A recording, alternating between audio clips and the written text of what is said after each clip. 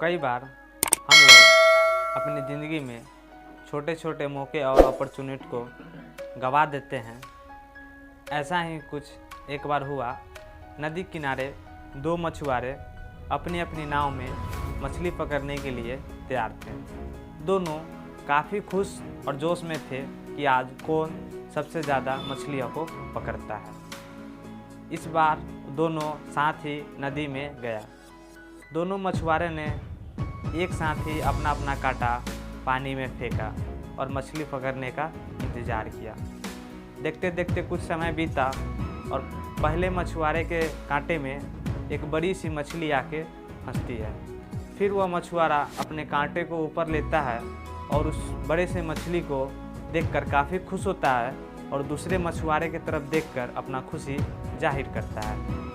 फिर वह मछुआरा बड़े से मछली को अपने पास के एक बड़े से डब्बे में रखता है और फिर अपना कांटा नदी में फेंकता है। दूसरा मछुआरे के पास घंटों बीत गई थी, एक भी मछली उसके कांटे में नहीं पड़ी।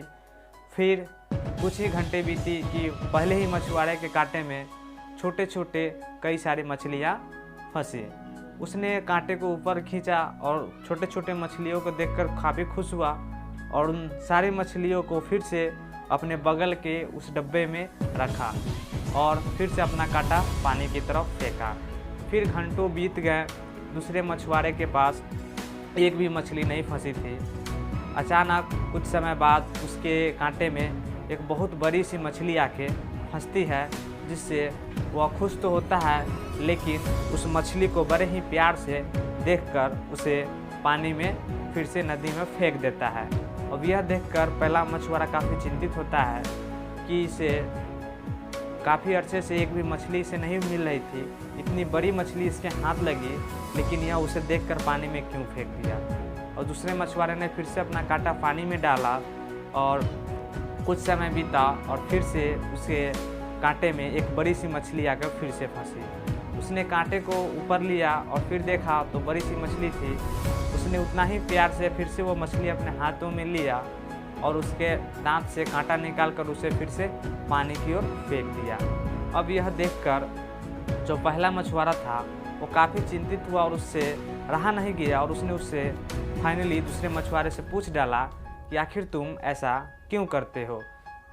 दूसरे मछुआरे ने बड़े ही प्रेम से और सरलता से यह जवाब दिया कि मेरे पास इतने बड़े बर्तन नहीं हैं जिसमें मैं इस बड़ी सी मछली को पका पाऊँ। यह मेरे किसी काम की नहीं है, इसलिए मैं इसे देखकर प्यार से नदी में फेंक देता हूँ।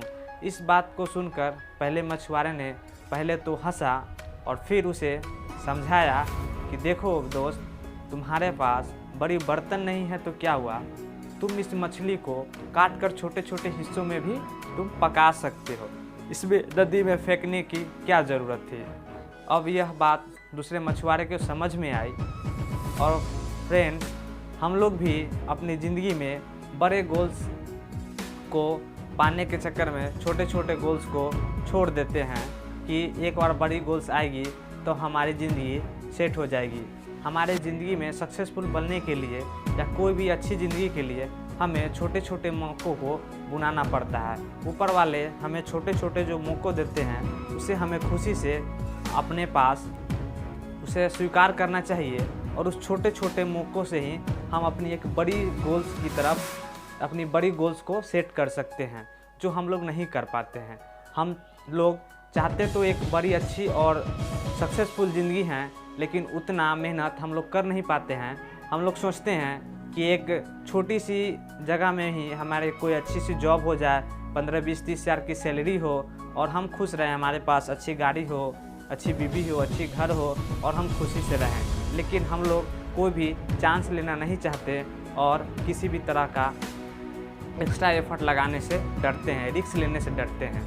तो हम आप लोगों को बता दें कि हमें ज़िंदगी में जब भी कुछ अच्छी करनी हो उसके लिए हमारे अनुकूल ना ही तो कभी सोसाइटी होगी, ना ही हमारे अनुकूल कभी माहौल होंगे और ना ही हमारे अनुकूल हमारे हिसाब से ये लोग होंगे। तो जो भी करना है हमें हमारी ज़िंदगी में वो हमें खुद से करना है। तो यह छोटी सी कहानी हमें बहुत बड़ी सीख देती है। अगर आपको ये वीडियो अच्छी लगी हो तो हमारे वीडियो को लाइक ज़रूर करें और अभी हमको आप लोग की बहुत ज़रूरत है। आप लोग प्लीज़ चैनल को सब्सक्राइब करें और बेल आइकन